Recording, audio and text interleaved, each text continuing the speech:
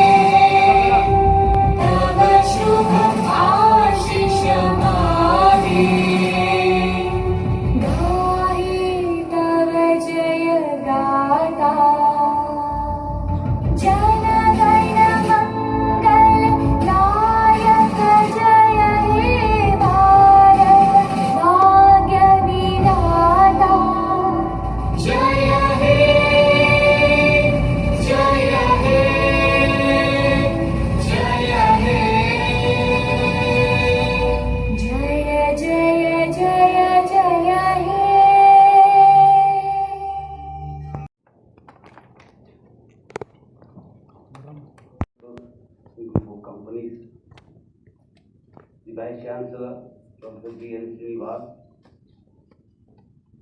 members of the Executive Council, teams of faculty, medal winners, graduating students, proud parents. It gives me immense pleasure to be present amidst you today on the august occasion of the fourth convocation of Palamuru University. At the outset, I would like to congratulate all the doctoral scholars, gold medalists and graduating students who have received their degrees today. This is a proud milestone in academic journey and a cherished memory for a lifetime.